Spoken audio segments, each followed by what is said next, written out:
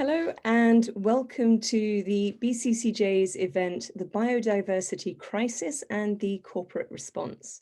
I'm Tova Kinooka, Director of Sustainability Consultancy Global Perspectives and member of the BCCJ's Responsible Business Task Force.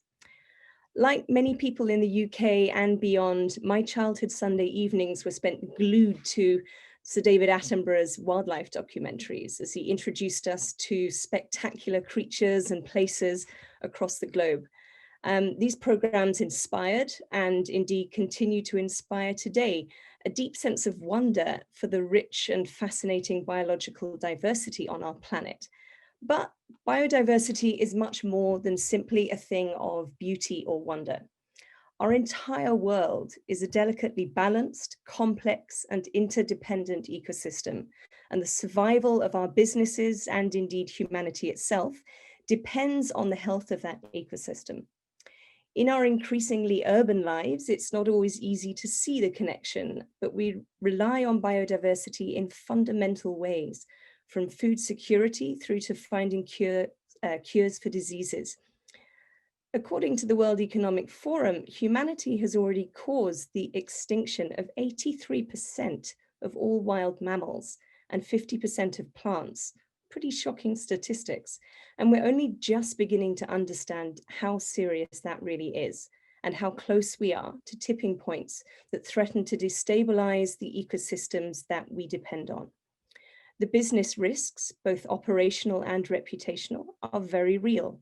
And in fact, the World Economic Forum recommends that all businesses should be accounting for ecological risks in their decision-making. Some are already including biodiversity in their sustainability reporting, and that's great. But it's a new and complicated area, and few as yet are setting specific measurable targets around this. So today we are delighted to bring you a distinguished and diverse lineup of experts from government, the private sector, and the nonprofit sector to hear about how business is responding to the biodiversity crisis and what more can and needs to be done. We'll spend the first half hour hearing from 3 keynote speakers, and I'll introduce each of those in just a moment. And we will then move on to a panel discussion and Q&A. So you'll notice at the bottom of your screen, you have a Q&A function. So please feel free to use that to ask questions of the panelists and the keynote speakers who will also be remaining with us for the duration of the event. So let me start by introducing our first speaker. Dr. Jane Stratford is Deputy Head of the International Environment Negotiations Team in the Department for Environment, Food and Rural Affairs, otherwise known as DEFRA, in the UK government. She is leading the UK's input to the Convention on Biological Diversity and development of the post-2020 Global Biodiversity Framework. Jane, I'll hand the floor over to you. Great, thank you, Tove, and huge thanks for inviting me to speak to your event today. Greetings to everybody from very early start in London. I'm really pleased to be here. I just by way of brief introduction, as Tove said, my name's Jane. I work for DEFRA in the UK, and I'm responsible for leading the UK's input to the Convention on Biological Diversity. And what I thought I'd do in my short opening today is to take you through perhaps three key points that is my key thoughts for you to keep in mind. First of all, biodiversity. What is it and why is it important to all of us? Secondly, 2021 is being known or being called the super year for biodiversity and climate change, and I'd like to talk to you a little bit about why that is. And then very briefly at the end, I'll touch on a few of the key activities that the UK is taking forward. But unfortunately, with the time, I'll only be able to briefly touch on over those, but hopefully this will be enough to kind of help stimulate your conversations. So Sarah, if you could go to my first slide, please.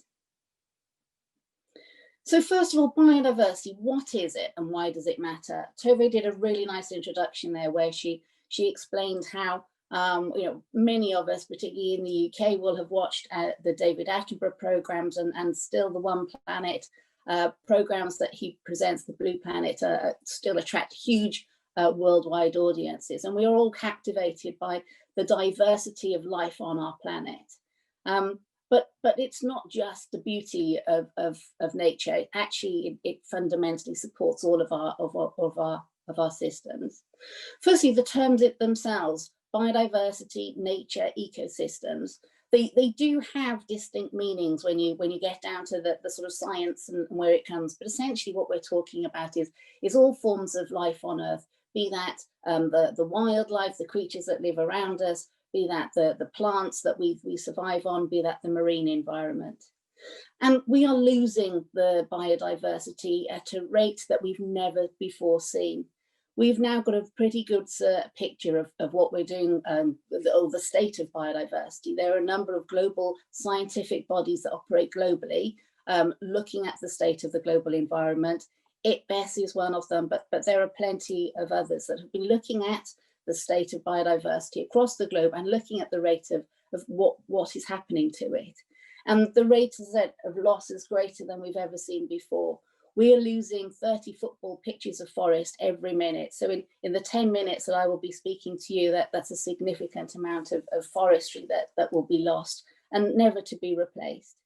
Wildlife populations have halved in my lifetime, and we are 1 million species is at risk of extinction. The science, there is plenty of science out there. And I think that this is the first time in human history that we've really had a good idea, a picture of what it is that's happening.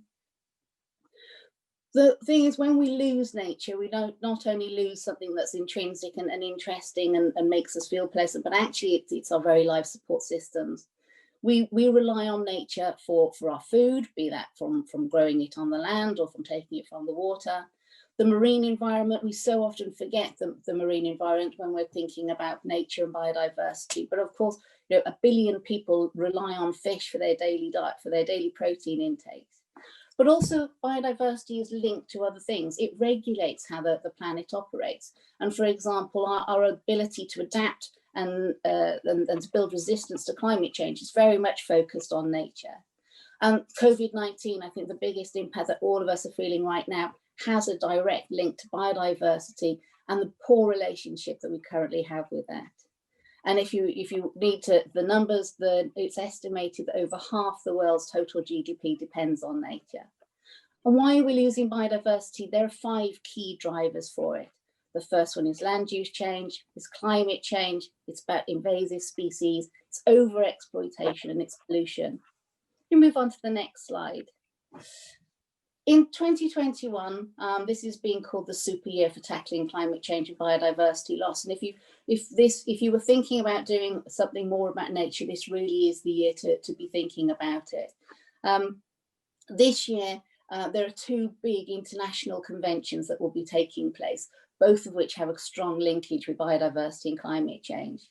The first of them is the UN Convention on Biological Diversity. This is due to take place in May, although potentially that's likely to slip to later to the year due to COVID restrictions, depending on when people can travel. The COP15, which is the Convention on Biological Diversity's meeting, is due to adopt a new set of global biodiversity targets. We have a set that was adopted 10 years ago, known as the HE biodiversity targets. I've listed them on the slide just to show you that there's already a set of biodiversity targets. But history has shown that globally we have all missed achieving these targets, and there are many reasons for that. Many of them, to do with being able to measure what we're doing, being able, or the political will to actually take action against them. But what we're looking to do at COP15 this year is to look at establishing a new set of global biodiversity targets, known as the post-2020 Global Biodiversity Framework, and that will replace the existing set of targets. And then in November this year, the UK will be hosting COP26 of the UN UNCCD, which is the Climate Change Convention. And the UK has placed nature at the heart of COP26. And what we see very much is there are close linkages between COP15 and COP26 and how we address both climate change and biodiversity as 2 sides of the same coin. The third thing to mention in 2021 is that the UK is host of, was presidency of the G7 this year. And I think that biodiversity and nature will again be very much at the heart of what the UK is looking to promote through our G7 presidency. Can we move on to the next slide, please? So what is the UK doing? First of all, when we look at COP15 that's coming up later this year, the UK has a high level of ambition for that COP. The Prime Minister himself takes a keen interest in nature and biodiversity, and the UK wants to see strong linkages between nature and climate change and how we take actions that actually tackle both of those global crises. The UK is going to be promoting the adoption of ambitious targets at COP15, including strong targets to protect 30% of the land and the ocean by 2030, but also actions that will look at halting extinctions and increasing populations. The important thing that this time around, though, is that we don't just want to adopt a set of targets that sit on a shelf and we don't do anything about. And the important thing is that action follows whatever the outcome of this framework is. And so the UK is looking to increase financing towards global biodiversity.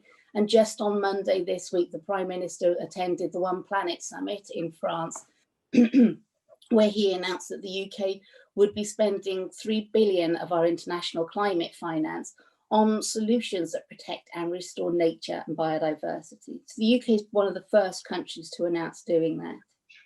The UK is also taking international leadership in this space, as well as hosting COP26 and the G7. We've established some leadership alliances to take some of this work forward.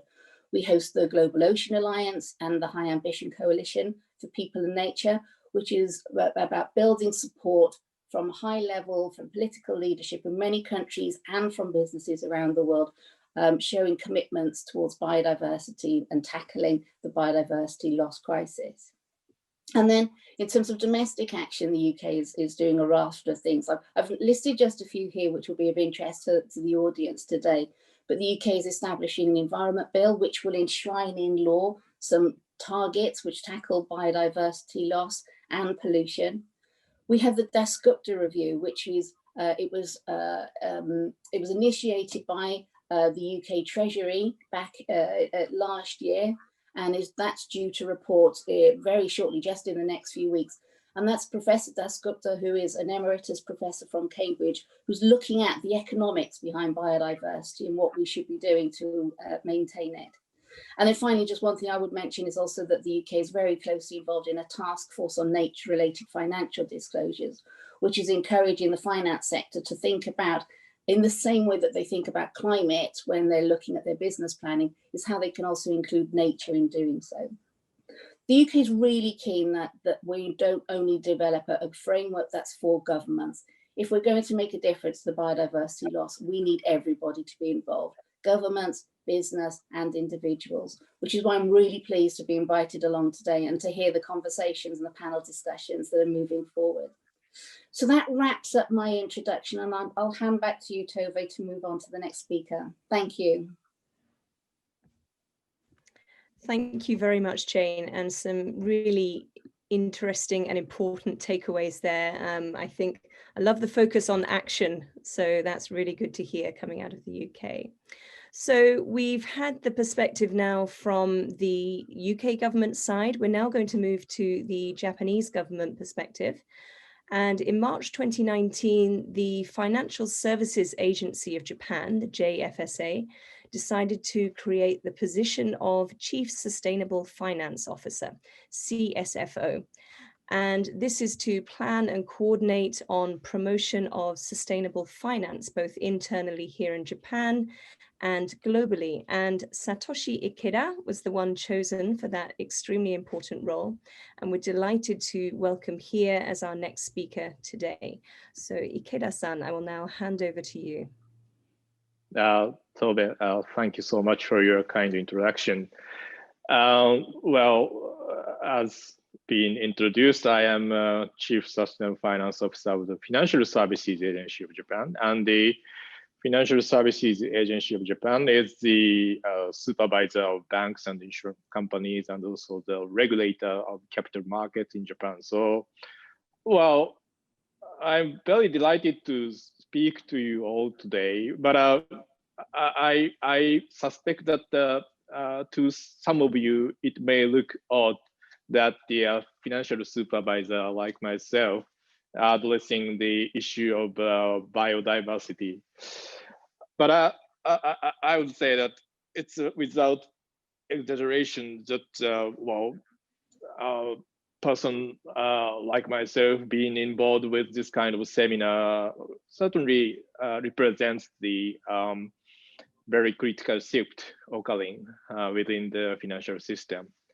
And I believe that such tidal change proceeded in the context of climate change, but it is already reaching the shore of the biodiversity as well. And in there, I believe natural related matters like climate change and biodiversity will become a part of the financial risk return metrics. And in other words, so nature related risk will potentially influence the value of the exposure held by financial institution and the financial system as a whole. And so, well, in the context of climate change, for example, the TCFD, the Task Force on Climate Related Financial Disclosures Initiative, has been quite a success. And I understand that there is a move to emulate that success in the context of biodiversity.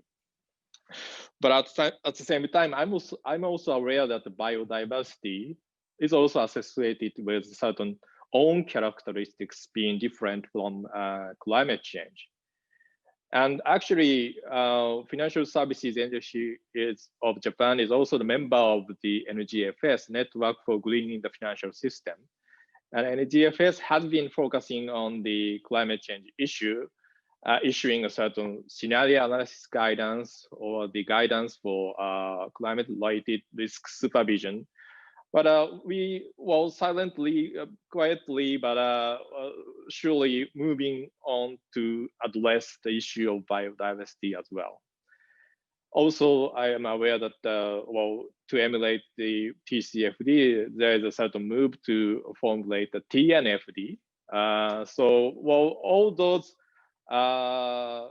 initiatives will be coming forth to move ahead with this agenda. But as I said, that there's a certain different characteristics of the biodiversity from climate change. So how to deal with such difference is very important in terms of bringing in the business sector and the finance sector to address the biodiversity issue in the context of their business planning, strategy, also financial risk management. And so from that perspective, I would like to point out, well, three different nature of biodiversity vis-a-vis climate change. One is the issue of simplicity. In the matter of carbon climate change, we basically focus on the carbon dioxide or greenhouse gas emissions. So, well, the metrics we need to look at is in a way, very simple one. So we need to go for the carbon dioxide issue, but in the context of biodiversity, it's a very complex set of factors are involved in degrading the biodiversity and nature-related matters. Also, in terms of the matter of being quantifiable, well, the emissions of carbon dioxide or greenhouse gas emission is surely quantifiable. So although, well, we are sometimes struggling with the calculation of the scope 3 emissions, but at least it is quantifiable. But the factors that would affect the biodiversity issue may not be necessarily quantifiable. Also, well, there's a matter of linearity. Well, in the context of climate change, well, there's always a discussion at tipping point. And if we cross that tipping point, well, there's certainly non-linearity emerges, even in the context of climate change. But we look back the history, basically the GHG emission is very much proportionate to that the temperature rise after the industrial revolution. So there's certain linearity in the relationship between the carbon dioxide or greenhouse gas emission and the effects of climate change. So those three factors are very, in a way, instrumental in formulating the financial risk management framework for climate change issue. But when it comes to the biodiversity, we need to deal with a very complex set of factors. And so that is why business slow to adapt the measurable targets as their KPIs for their business strategy, or the financial institutions move to incorporate biodiversity issue into their risk management framework. So my hope is, biodiversity issue would emulate the success of a climate-related risk management framework proposed by, for example, NGFS, also disclosure framework proposed by TCFD. But in doing that, we need to have a certain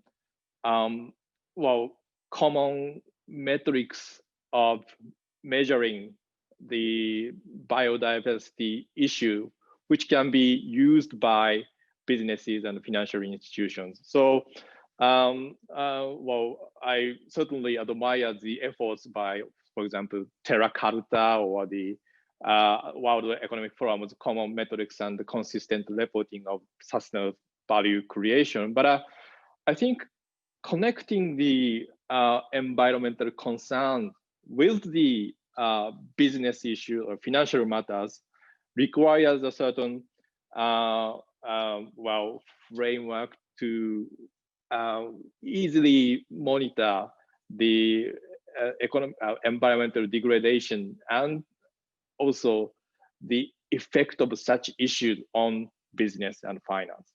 So while my hope is that the Financial Services Agency will be working together with many stakeholders to find out such solution. And I hope that this is the opportunity to connect with you to start such initiative. So thank you again for this invitation to speak to you today. And I look forward to any question later in this seminar. Thank you. Ikeda-san, thank you so much for that. I think you highlighted the key issue there, the fact that this really is such a complex matter. How to measure it is really, it's a new area. It's something that everybody is wanting to do, but nobody's quite got all the answers yet. And going back to what Jane was saying, I think really collaboration between business and individuals and government is really going to be the key to that. So thank you. Moving on now to our final keynote speaker. We have Dr. Tsunao Watanabe, and he's not able to be with us in person today, so he has very kindly recorded a message for us.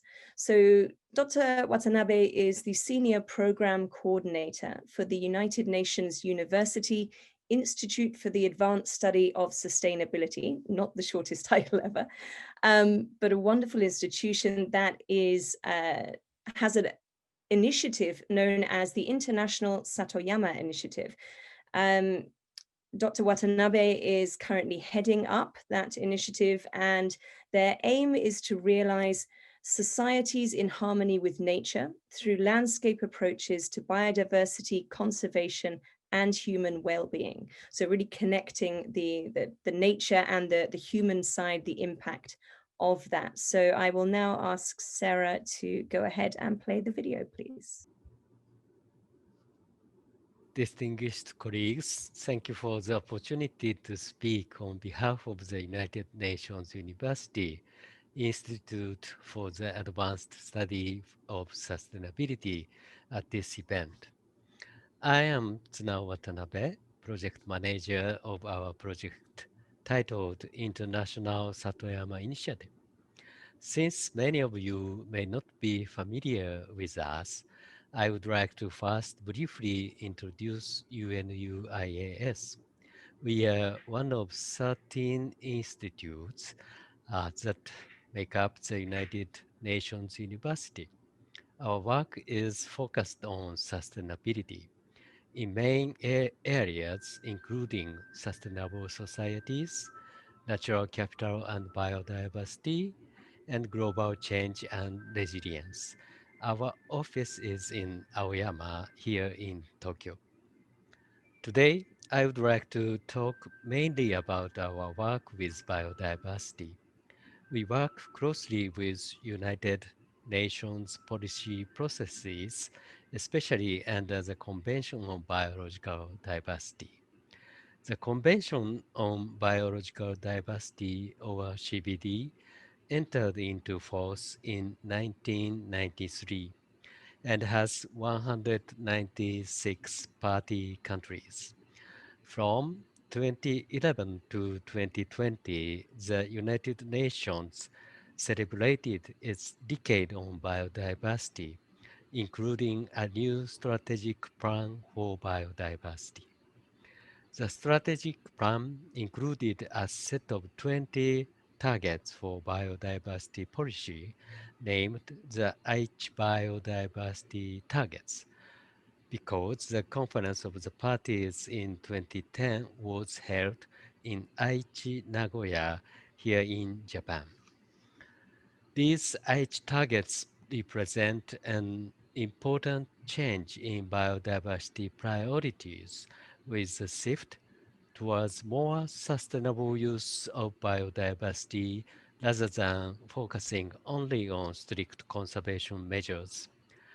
For background, the CBD has three objectives: conservation of biodiversity, sustainable use of biodiversity, and fair and equitable sharing of the benefits of biodiversity. Until recently, most policy focused on conservation only, emphasizing protected areas, limits on hunting, and similar measures. But it has been found that these kinds of measures have not been effective enough to save the entire world's biodiversity, and that people must be allowed to use biodiversity responsibly. For this reason, the vision of the CBD is now living in harmony with nature. We consider this to be a positive development for biodiversity policy. With this background, I would like to talk to today's audience about how the business sector can be involved in improving the biodiversity situation. As I have mentioned, the UN Decade on Biodiversity and its strategic plan ended in 2020. The CBD has been working towards developing a new post 2020 global biodiversity framework to guide biodiversity policy for the coming years. This new framework was supposed to be completed in 2020, but meeting of the convention have been postponed due to COVID-19. So it is expected that it will be adopted by the convention in late 2021. The parties to the convention and other stakeholders are still working on the contents of the framework. We are working to continue the momentum for sustainable use in future biodiversity policy. One of the important key concepts that is getting a lot of attention for the biodiversity framework is transformative change. Transformative change is defined as a fundamental system-wide reorganization across technological, economic, and social factors, including paradigms, goals, and values. For biodiversity, it means all parts of society making biodiversity a priority instead of using a business as usual approach that has not worked in the past. In the past, biodiversity conservation has mostly relied on traditional measures like creating protected areas, and the business sector has been involved by paying for some projects as corporate social responsibility. This means that the biodiversity has been a kind of afterthought, and helping biodiversity has been like an unpleasant responsibility. Transformative change means that everyone, including businesses, recognize that biodiversity is important and necessary for our well-being and also for our livelihood and business success. Businesses are also stakeholders who rely on biodiversity. So, business practices also need to be in harmony with nature for long term prosperity. Transformative change is society wide because it means business, government, organizations, communities, and individuals all use biodiversity sustainably in a way that conserves biodiversity for future generations to also enjoy prosperity. This is our goal for future biodiversity policy, and it means more active involvement with the business sector. The final point I would like to discuss is about my organization's efforts to realize this transformative change. As I mentioned at the beginning of my presentation, I'm project manager of a project called the International Satoyama Initiative. The Satoyama Initiative is an initiative that was started in 2010 at the same time the UN Decade on Biodiversity began. It is a global effort to achieve societies in harmony with nature. The Satayama initiative focuses on the landscape scale, trying to bring all stakeholders in a landscape together to work for well-being and environmental sustainability. Since businesses are also stakeholders, it is in their interest to work for a healthy landscape. So we work to help diverse people look for solutions that are in the interest of all stakeholders. For this purpose, we manage a partnership called the International Partnership for the Satayama Initiative, or IPSH, which includes private sector organizations as well as governments, NGOs, and others to find mutually beneficial solutions in landscapes all over the world.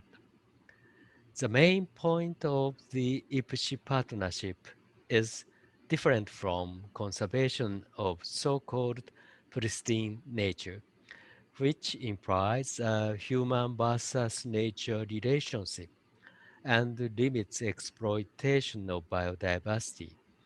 Management of landscapes means that humans and nature can live in, in a harmonious relationship through sustainable use. This transformative change requires participation of the business sector as well as all other stakeholders. For anyone who is interested in joining this kind of effort, you can contact us at UNUIAS to get involved. In conclusion, what I hope you will take away from this presentation is that these years represent a major turning point for global biodiversity policy, with a greater emphasis on sustainable use. Conserving biodiversity for the future will mean a society-wide transformative change. And the business sector has an important role to play because businesses are also stakeholders. I hope you will consider ways to be involved with biodiversity conservation and working towards the CBD's vision of living in harmony with nature. Please, please feel free to get in contact with my organization if you are interested in working with us. Thank you again for the opportunity to speak to you today. Okay, so our thanks there to Dr. Tsunao Watanabe for a very interesting presentation and an offer to get involved with the International Satoyama Initiative. I think his message there on the need for a mindset shift towards transformative change and to recognize the importance of biodiversity to all of us, every stakeholder, including the businesses that we work in and run, is a wonderful call to action. So I think it leads us very nicely into our next section now, the panel discussion. So here we're going to hand over to my Responsible Business Task Force member, Ian Ferguson. He will introduce the panelists in just a moment. Ian himself is a regional director and Asia Pacific for Asia Pacific for Lloyd's, and is also the president of Lloyd's Japan. So Ian, over to you for the panel discussion. Well, thank you very much, Tove. Hopefully you can all see me on the screen now. And thank you everybody for joining today's webinar on biodiversity crisis. Having already heard from three distinguished speakers from the UK, Japan and the UN on the current state of play, I'm delighted to say we have another three distinguished speakers to form our panel. And the panel will focus a little bit more on what is the business response to the biodiversity crisis. So let me introduce the panelists one by one. First up is Andre Chavanat. Andre is Director of Product Management at Refinitiv. And Andre's background is data, measurement. He's got more than a decade working on all kinds of data measurement definitions around ESG in the corporate space. So we will be trying to pull on his expertise in terms of how do we use data to analyze and benchmark all things ESG. So welcome to you, Andre. Next up, we have Marine de Bazelère. I hope I pronounced that correctly, Marine. Marine has the wonderful job title of Group Advisor on Natural Capital at HSBC. And that's actually having just done several years of Head of Sustainability at HSBC Continental Europe. So Marine has also worked in her career in comms and media. She has also worked for UNESCO, and an interesting fact is a Colonel Citizen of the French Air Force. I'm hoping that was gliders, otherwise we might have to ask her about emissions and things like that. Welcome to you, Marine. Thank you for joining us. And our third panelist today is Sadayoshi Tobai. Tobai-san is the Chief Executive Officer, Japan, for the Worldwide Fund for Nature. And since he graduated from a very prominent university in Scotland, Edinburgh, which is my university too, with a degree in natural resources management. He's been involved in a number of conservation projects around the world. And what's notable about that is just how much cooperation Tobai-san has had to put in place with scientists, environmental NGOs, local and central government agencies, and UN agencies. So he will bring a wealth of knowledge to the panel in terms of how do you get these things done when there are multiple stakeholders involved. So let me shut up and get the panelists talking. I'm going to open up with a general question, which hopefully all three will find an easy one to knock over straight away, which is, what are some of the challenges, the practical challenges that businesses may face in terms of tackling the risks of biodiversity loss? And Maureen, let me come to you first on that. Thank you very much, Jan, and really thank you, the British Chamber of Commerce in Japan, for organizing this event. And yes, this is certainly our sector's next frontier. And as you said, very close to my interest, that it's the 14th day now that I'm appointed Senior Advisor on Natural Capital. So to answer your question, what are the challenges? Well, first of all, what is the imperative for us to tackle biodiversity loss risks? A lot has already been done on the immense challenge ahead of the state of the loss as of today. Within the banking industry, we like to have figures, we like to have data, and André Chanava will say a lot about that. We like to have numbers, and the WEF has been estimated at $44 trillion of economic value generation. That's about, I mean, that's more than half of the world's total GDP. That is moderately or highly dependent on nature and its services. So that is therefore exposed to biodiversity loss. The cost of inaction is unevenly priced because of the complexity of the issues, and it was very well explained by the three keynote speakers earlier.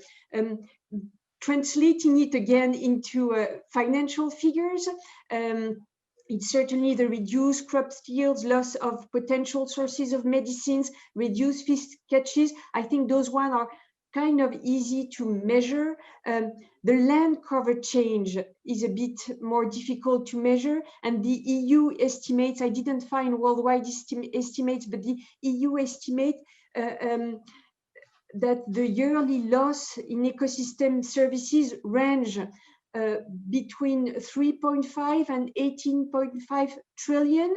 I mean, in 15 years, the pollination, hard to measure too, but one way of measuring it, the US farmers pay $320 million per year for commercial pollination services in 2017. You know that it's also happening in China and certainly in a lot of other countries going forward, not to mention the increased probability of transformation of zoonotic diseases, and we're not at the end of counting the impact of the pandemic that we are going through now. So I would say that that's for the imperative. And for the challenges, well, I think it comes back to the very definition of biodiversity. And again, it has been extensively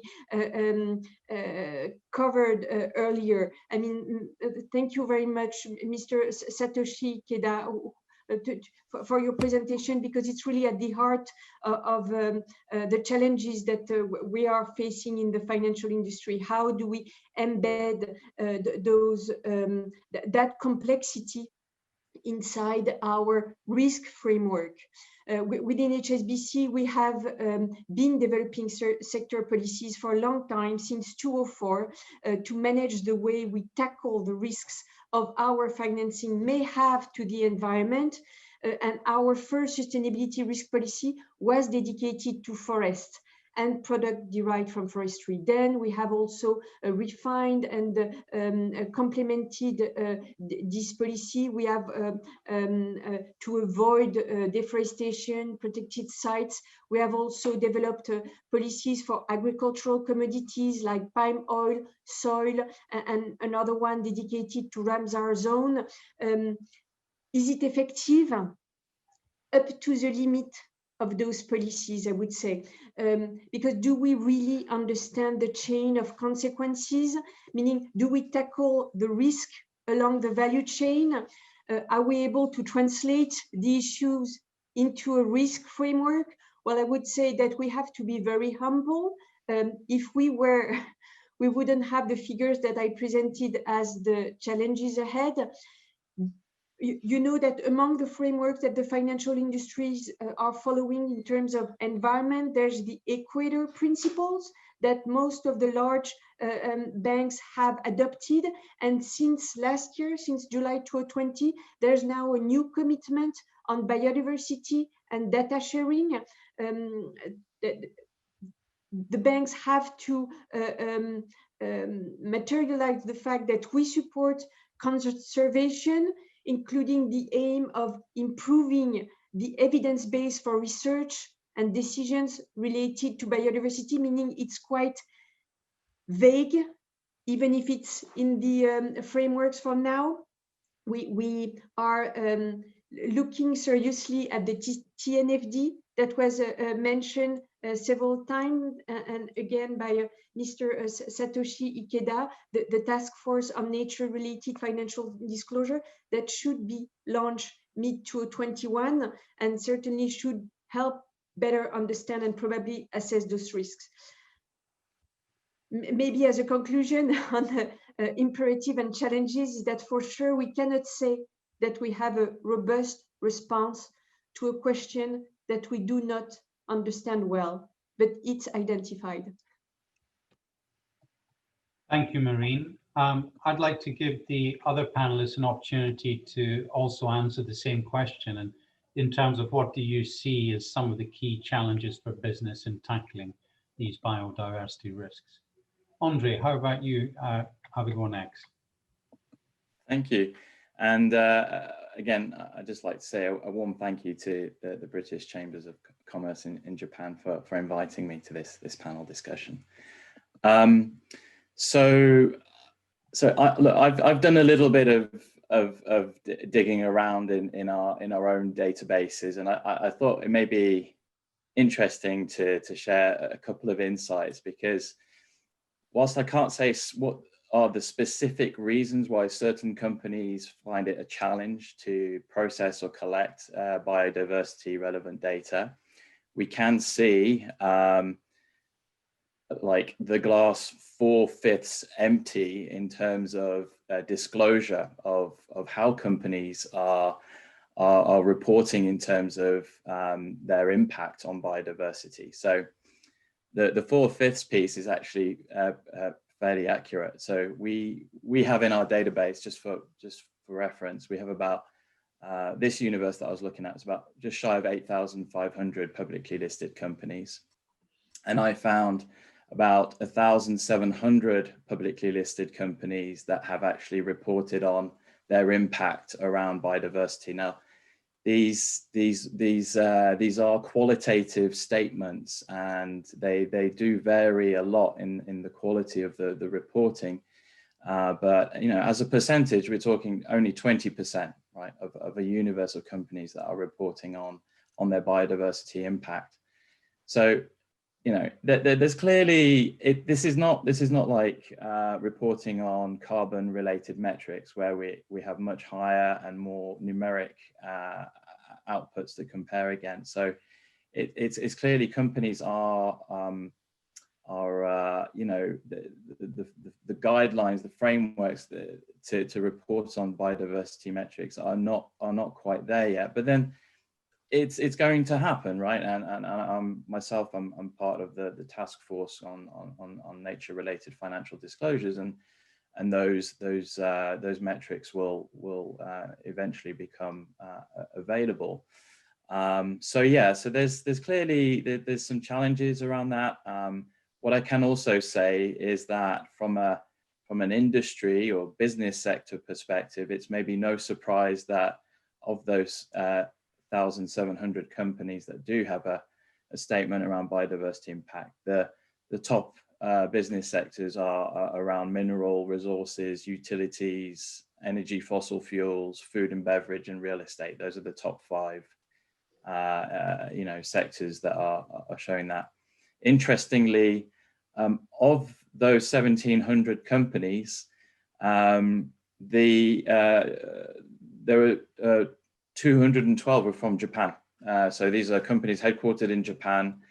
We have a total of 460 Japanese companies. So that's 46% of Japanese companies that have actually made a statement around their impact on biodiversity. That's the second highest, just behind America. But the US, I must caveat that although it's 245 companies, it's out of 2,949 that we have available. So that's only 8% of American companies that have that statement. So yeah, those are just some insights around disclosures and what we can infer from that.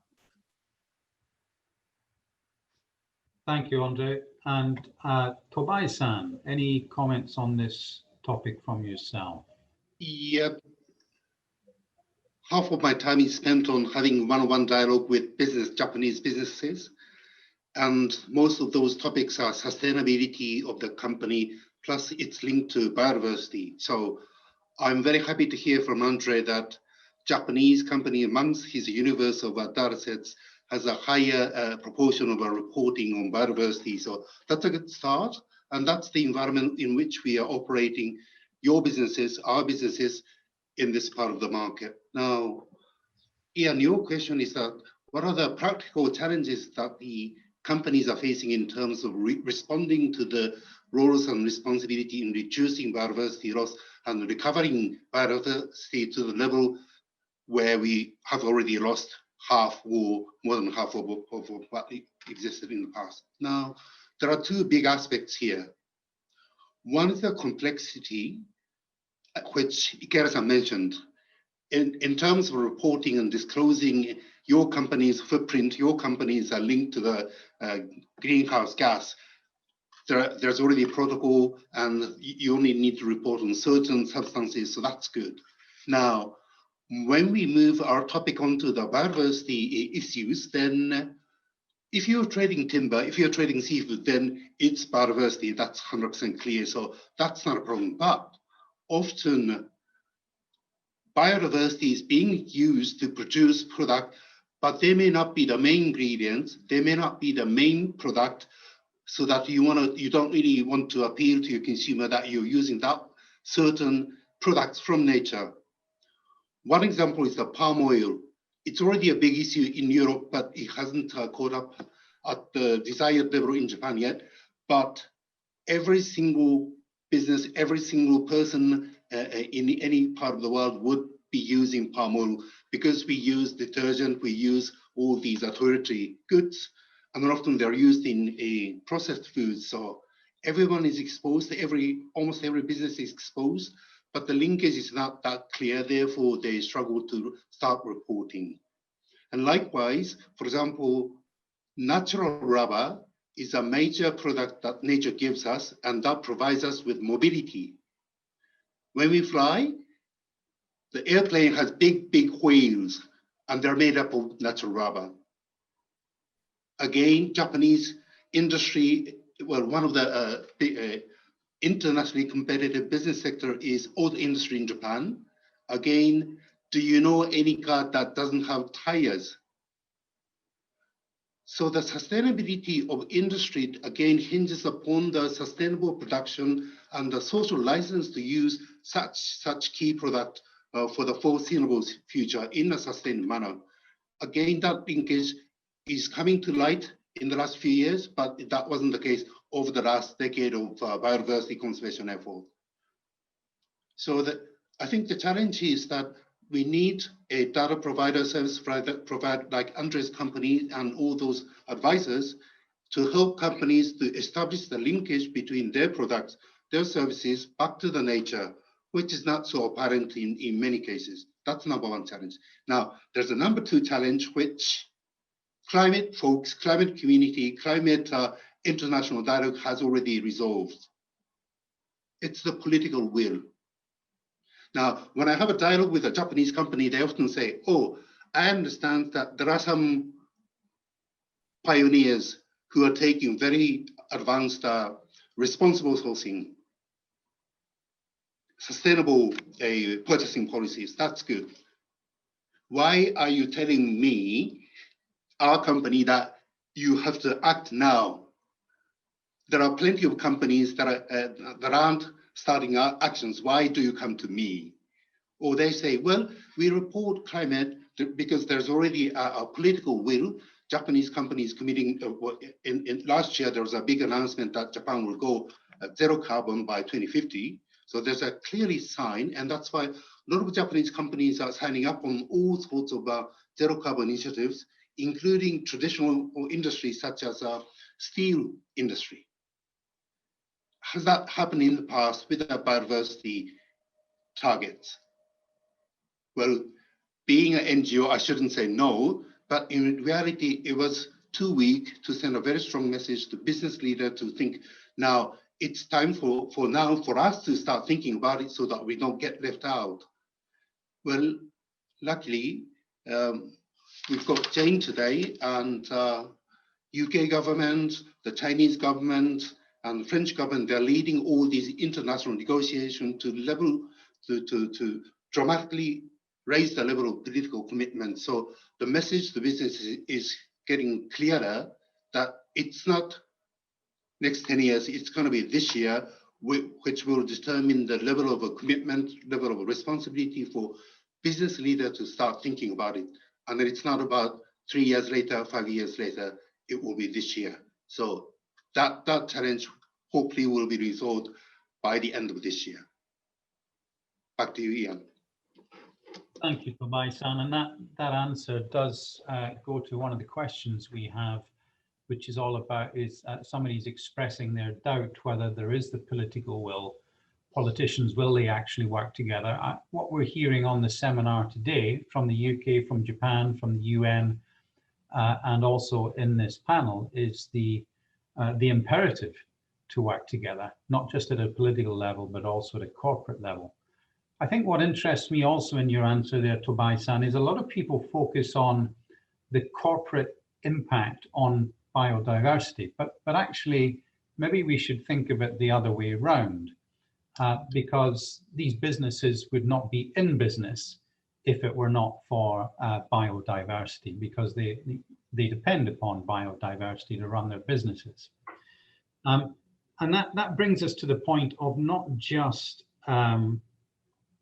sustaining biodiversity, but restoring biodiversity to prior levels. And that's a huge challenge. And so I'd like to go back to Marine perhaps and say, you work for a big international bank.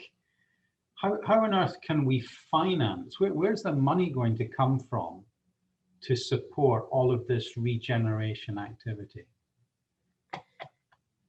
Thank you, Yen. And it's a great question. It's a very large one. Maybe just we see, as we have seen with climate, an increasing pressure from regulation to touch on that. I don't know if you are aware, but in France, since 2015, we have a regulation that applies to the banking industry, the financial industry, which is the law for energy transition and green growth. There's an article which is very well known here, which is called the Article 173, which obliges us to report on our climate impact. And since last year, it is asked for the asset manager to also report on the biodiversity footprint of their fund.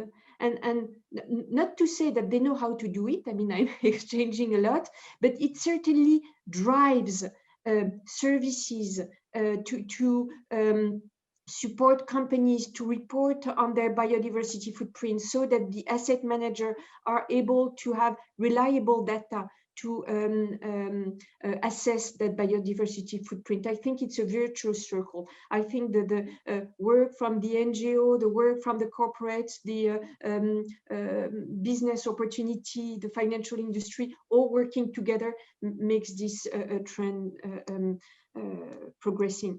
Coming back to your question, sorry, Jan, how do we finance, aside from what I just said, restoration, preservation of biodiversity, what we call natural capital, when we come to the opportunities? I touched on the challenges, but there's certainly a lot of opportunities in any kind of businesses. I will touch on two main, I would say, that are linked to the announcement that HSBC Group has done last October on its new sustainable finance strategy. It actually strengthened its ambition to be a leading bank for the transition to net zero, committing to be net zero for its own balance sheet by 2050 and net zero for its operation by 2030, through supporting its customers in their decarbonization pathway and unlocking new climate solutions. When we say that we will accompany our customer in their decarbonization pathway, we see that an increasing demand from our clients is to anticipate the offsetting of their residual emission.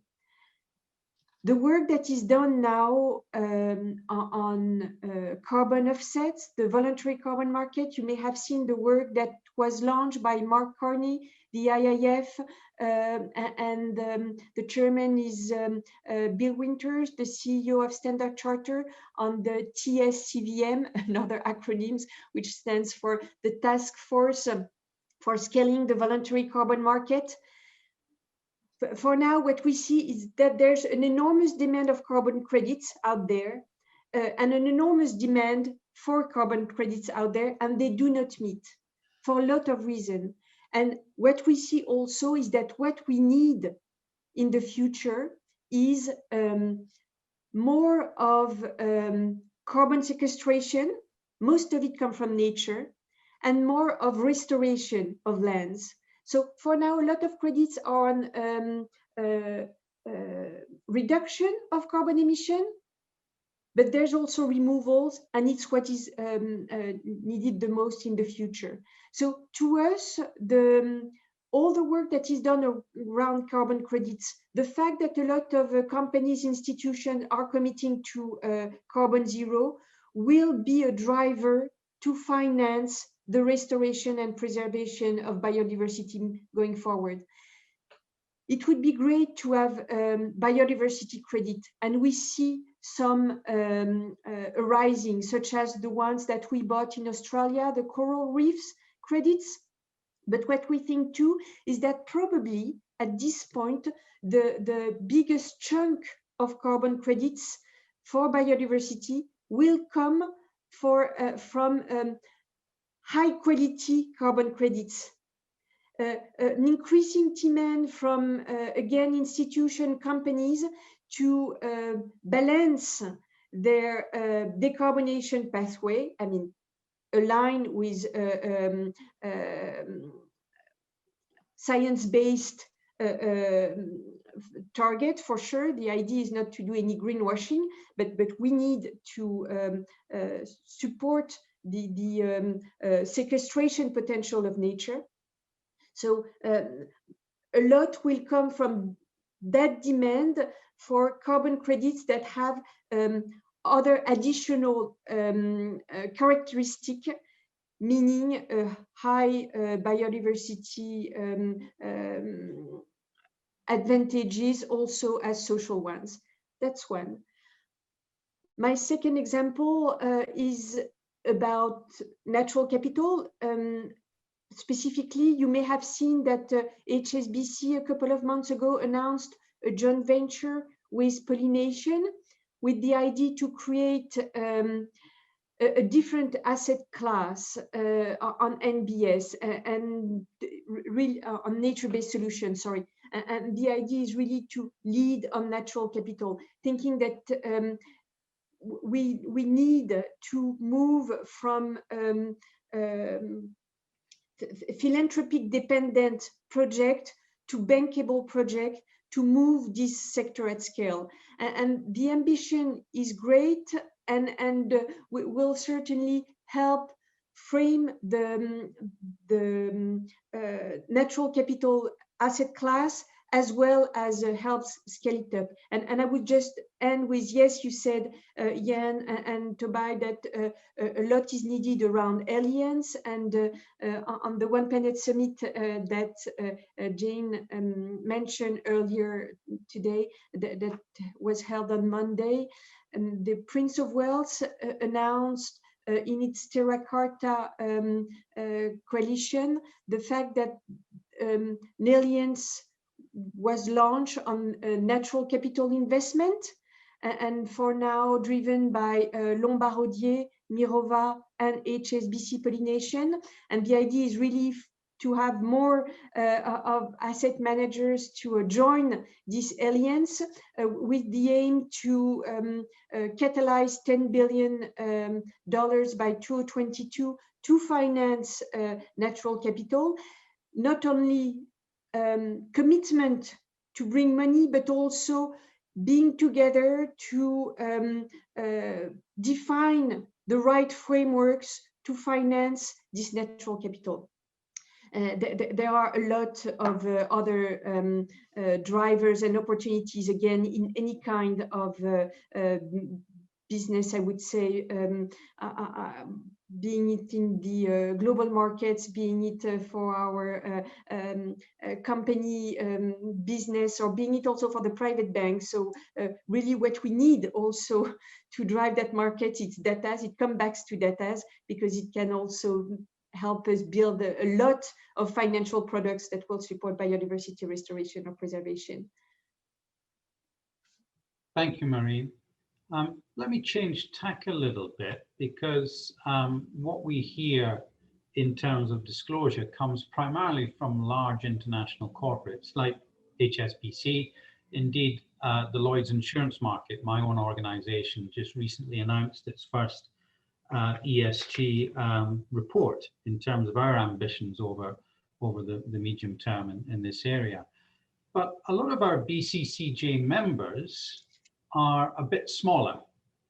And what can SMEs be doing? How can small companies help contribute to this effort? Because whether it's a big company or a small company, every participation, I'm assuming, is welcome.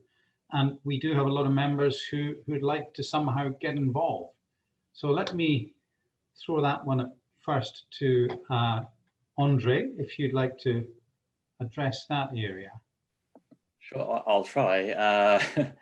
So yeah, it's a really good point, because I think along the data information chain, you know, obviously we mentioned corporates, and obviously there's challenges there, but we do want to get to a stage where we can at some point look at the supply chain of a company, and, you know, almost like, you know, you want to look at, you know, your scope 3 emissions. You know, you want to look at something that's broader than just the direct, you know, your direct impact on biodiversity.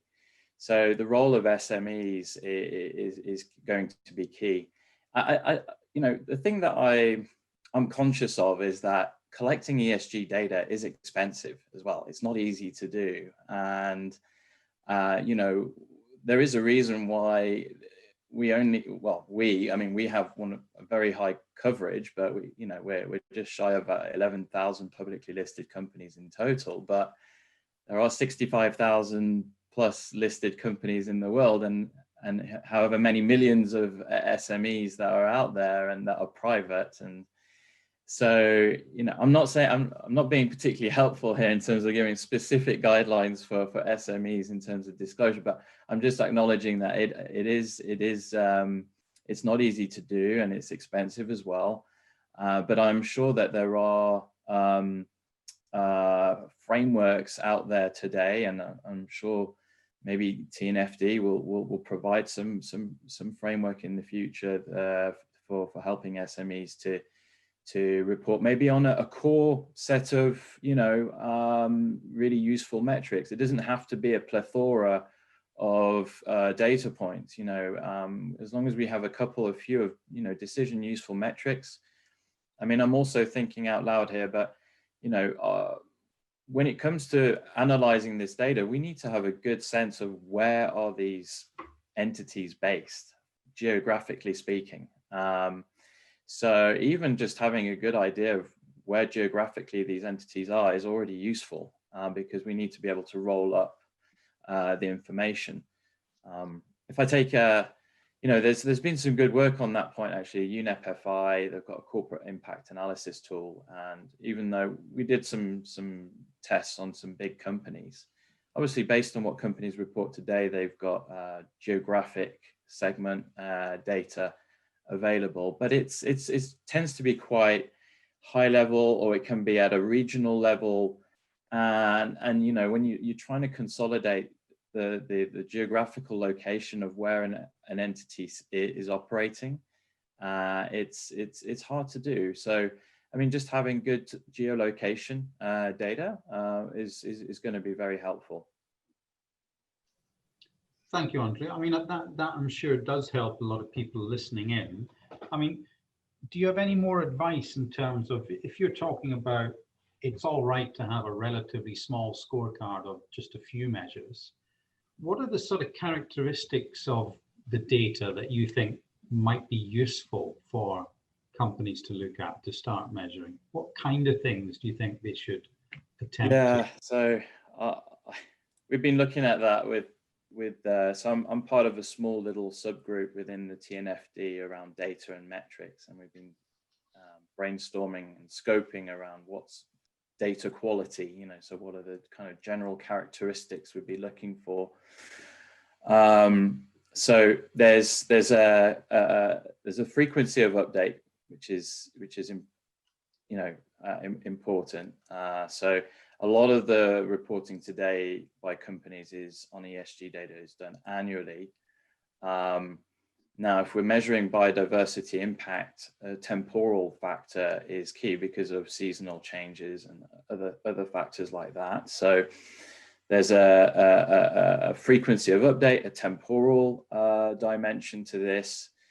There is a resolution piece. So, knowing exactly where entities are. And that's useful from not just corporate reporting, but when you look at other data sets that we need to bring in to start stitching and getting a bigger picture view, you need to start overlaying spatial asset information with more macro level data, with company level data, and then with maybe SME level data. So the resolution piece is important. Comparability, that is key. Standardization, decision useful metrics. So we need something standardized. Again, TCFD and a lot of the carbon related work, the reason why I'm not saying it's easy, but the unit of measure is, CO2 emissions in tons or some comparable metric like that. And so with biodiversity, we do already have like science-based nature metrics out there, but we need to somehow kind of either simplify or have just a small set of metrics that we can look at. But comparability is going to be key, and that's important, obviously, for the financial industry as well as many other types of stakeholders. So those are just a few. Well, thank you very much for that, Andre. Tobias-san, I'll come back to you now, because I recall a comment that you made in one of your earlier answers when you talked about the responsibility of business leaders, the part that they should be playing to help achieve sustainability or even biodiversity regeneration. But let's flip it to the consumer side. How hopeful are you that consumers will push states and corporations to change their policies and behaviors in a way necessary to preserve biodiversity? Great question. In the past 20 years, our organizational strategy was to work specifically with the few big companies that occupies the major part of the supply chain so that our limited resources could be well and effectively used. So by having, for example, a large retail chain, if they set up a really advanced sustainability policy or procurement policy, then the supplier needs to respond to those procurement specifications. So that triggered the initial effort to transform and start providing more sustainable products to consumers. Now, we are coming to a stage where these sustainable choices are available on Japanese shelves. Some sustainable services are available to Japanese businesses, but are they being purchased because of the sustainability value? That's part of the service. My initial answer is no. A lot of consumers are not aware of the sustainability values and the efforts that are invested by the producers, be it smallholders in Indonesia, be it small-scale fishermen in Chile or wherever. People at the moment, Japanese consumers are not buying those, are not aware of those sustainability value that's already been provided and that's being made available to them. So the next decade is the time when people will be, I think there needs to be a lot more massive effort in informing consumers of the challenges. It's not just about benefits, it's about the challenges first, but also the roles that consumers can also contribute to. And I'm beginning to see that not so much yet in the seafood or the forestry sector where WWF has a lot of projects, but in the water and fashion industry. If you look at the younger generations, youth age group, they care a lot more about the image and the value, the experience of wearing responsible clothing. It's not just about how cheap it is and how fashionable it is, but also there's a sustainability value that is captured in certain clothing. So it's beginning to happen, and it's going to spill over to other industry if businesses want to capture those aspirational younger generations, a consumer interest. So the ones that are entering this market will probably be capturing the early entrance effort, and then others will probably follow suit. So it hasn't happened in the past. It's beginning to happen in certain products in certain sector, and I think it's going to spill over to other sectors in the coming 5 to 10 decades. Again, it's because it's not just a few early pioneers will be adopting sustainability measures, but it will become part of the regulations, part of the reporting requirements, so that the institutional investors will be deciding how much and to what degree they will be investing into your company's shares if you are listed company. Well, thank you, Toban-san. We're coming towards the end of the webinar, but we have to recognize that 2021 is a big year for biodiversity and a big year for climate change. So we've got COP15, hopefully in May in China, and then COP26, I believe, on climate change in Glasgow in November. So let me just go around our three panelists one time and say, what would you like to see? What are your desired outcomes from, primarily because we're talking biodiversity, from COP15? Marine, let me start with you.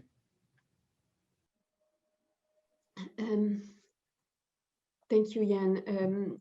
What I would expect from COP15, being it May or later, is decisive engagement from the business industry to embed biodiversity loss at the same priority level as climate issues. Okay, very short and sweet. Thank you very much, and a good thing to wish for. Andre. Yeah, actually, I wholeheartedly agree with Marine as well. Actually, I would love to see.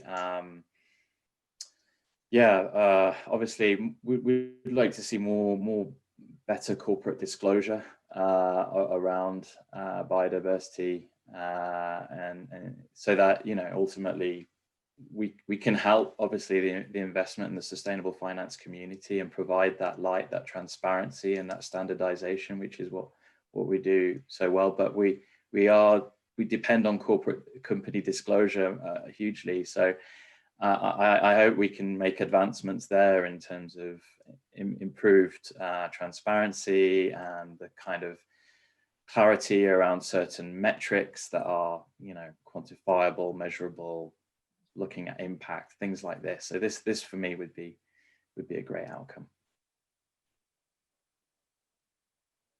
And Tobias-san? I think it's going to be a dividing kind of a range time for us.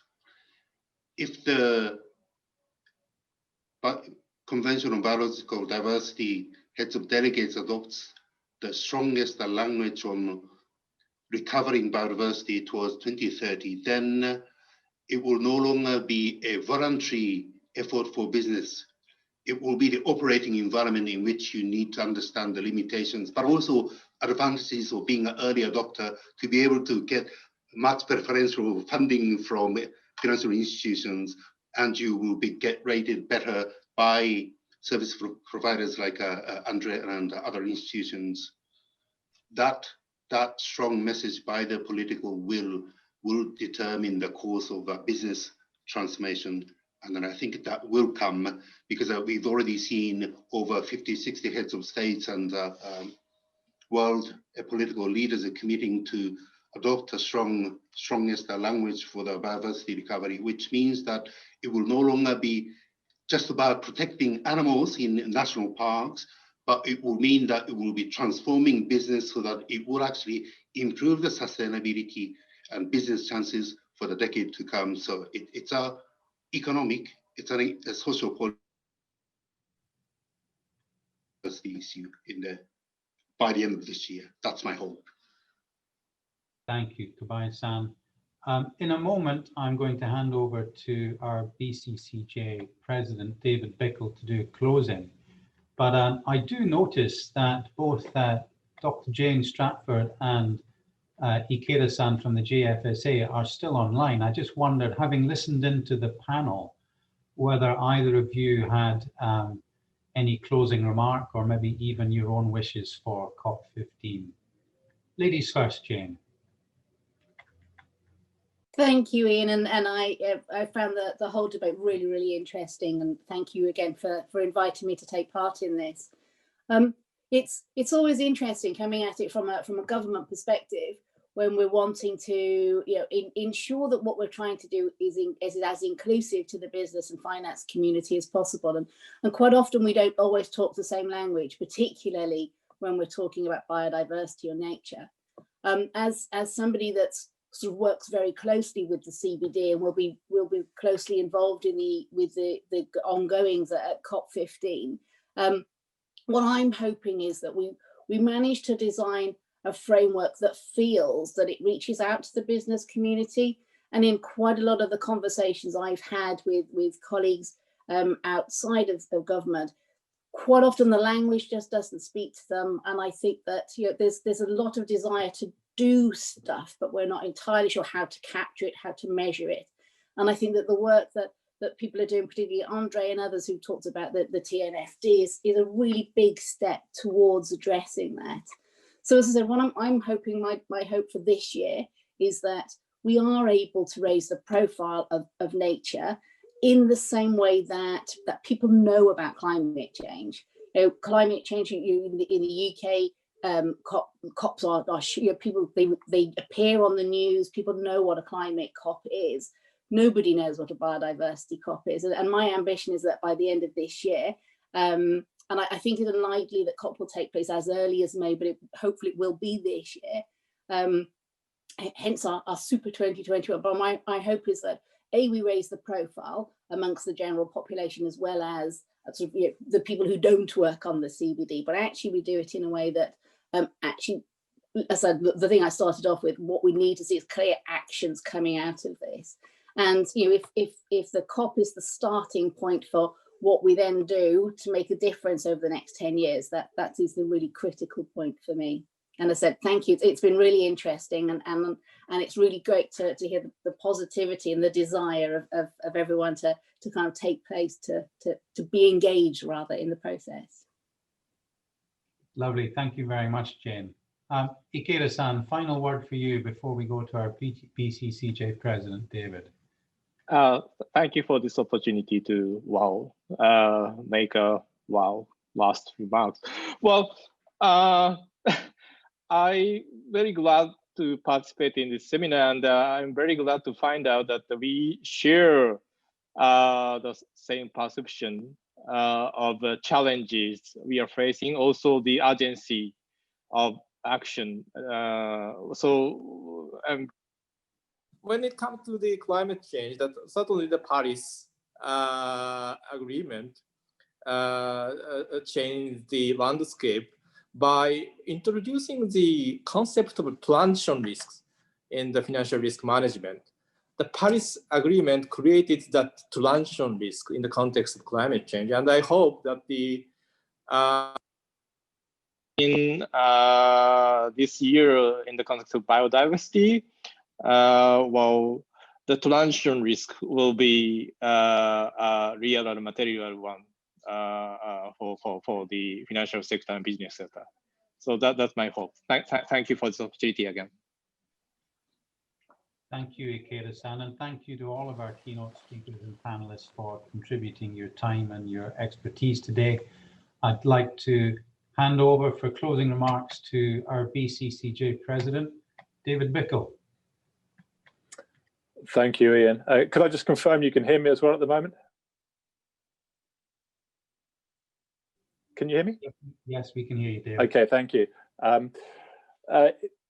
Ian, Tova, thank you very much for your moderation today, and thank you very much indeed to all of our panelists and speakers, and to everybody who has taken time out of their day today to tune in and join this webinar.